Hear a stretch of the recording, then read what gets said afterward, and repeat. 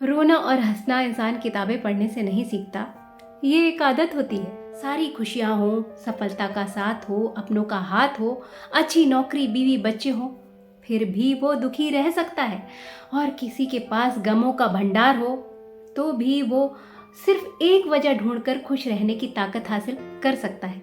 जिंदगी मजा होगी या सजा, ये पूरी तरह हमारे हाथ में है। कैसे? आइए सुनते हैं सुधा मूर्ति जी द्वारा लिखी कहानी थिंक पॉजिटिव बी हैप्पी में। गिरिजा नाम की औरत सुधा जी की माँ के घर खाना बनाने का काम करती थी। वो गरीब परिवार से थी, मगर कभी अपनी निजी जिंदगी के बारे में कोई बात नहीं करती थी। सूती साड़ी पहनती थी, बालों में गजरा लगाती थी, हमेशा प्रसन्नचित्त दिखती थी। खाना बनाते वक्त कोई न कोई गाना गुनगुनाया करती थी। सभी के आग्रह और प्रश्नों का उत्तर बड़े मुस्कुरा कर देती थी। सुधा जी ने कभी उसे दुखी या बड़बड़ाते हुए नहीं देखा था। वो बड़ी स्मार्ट और संतुष्ट दिखती थी, जबकि सुधा जी को ये पता था कि उसके पति ने उसे और उसके बेटे को छोड़ दिया है और खाना बनाने का काम करके वो अपना और अपने बेटे का पालन पोषण करती है। वहीं सुधा जी के एक पारिवारिक मित्र थे जिनका नाम था वसंत। एक मल्टीनेशनल कंपनी में एग्जीक्यूटिव के पद पर कार्यरत थे और जब भी वो सुधा जी के घर आते, घर का वातावरण बड़ा ही दुखी हो जाता था। आखिर क्यों? कभी वो कहते, मेरा बेटा 12th स्टैंडर्ड में पढ़ता है, पर आईआईटी में सिलेक्शन के लिए उसे जितनी मेहनत करनी चाहिए उतनी वो नहीं कर रहा है।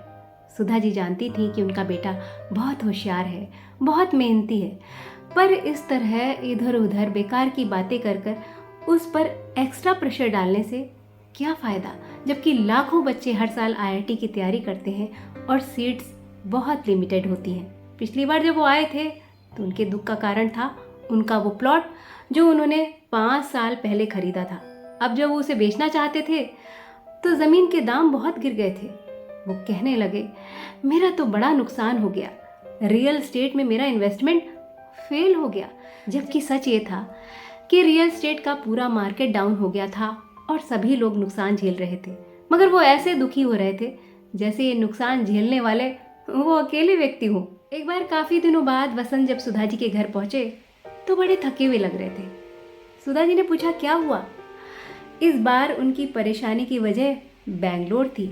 वो कहने लगे कि बेंगलोर अब वो नहीं बचा है जो 20 साल पहले था।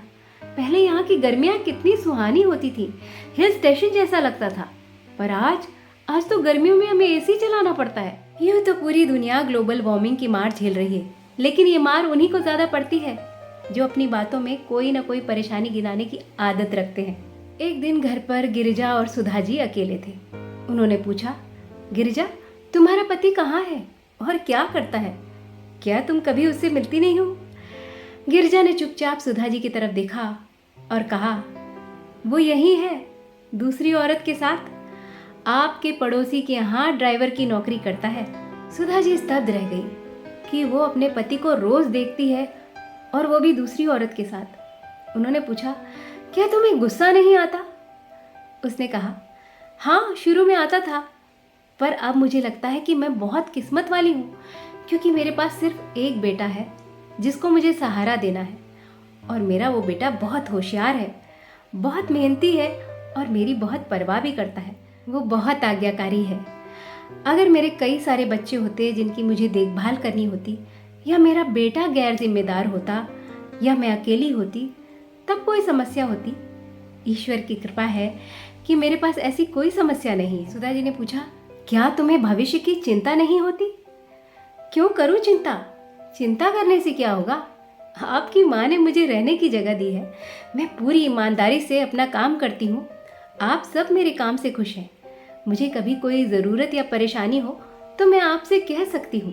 मेरा बेटा मुझे मेहनत करते देख रहा है और मुझे पूरा विश्वास है कि वो अपने पिता की तरह नहीं बनेगा। अम्मा, मैंने ज़्यादा पढ़ाई नहीं की है, मगर ज़िंदगी ने मुझे एक बात सिखाई है कि हमेशा अच्छा सोचो, तभी हमें खुद अच्छा लगेगा और हमारे आसपास के लोगों को भी अच्छा लगेगा। तो एक तरफ वसंत है जिसके पास ज़िंदगी की सारी सुविधाएं हैं, फिर भी उसे बेवजह की समस्याएं हमेशा घेरे रहती हैं। वहीं दूसरी तरफ कम पढ़ी लिखी गिरजा है जो ज़िंदगी की 1000 समस्याओं के बावजूद ज़िंदगी के एक अच्छे पहलू को देखकर जिंदगी का मजा ले रही है। बारिश और धूप दोनों मिलकर आसमान में इंद्रधनुष बनाते हैं। गम और खुशी दोनों मिलकर जिंदगी का इंद्रधनुष बनाते हैं। इंद्रधनुष के हर रंग का अपना महत्व है। तो ये बात, ये कहानी अच्छी लगी हो तो वीडियो को लाइक करिएगा, शेयर करिएगा और चैनल को सब्सक्राइब जरूर करिएगा।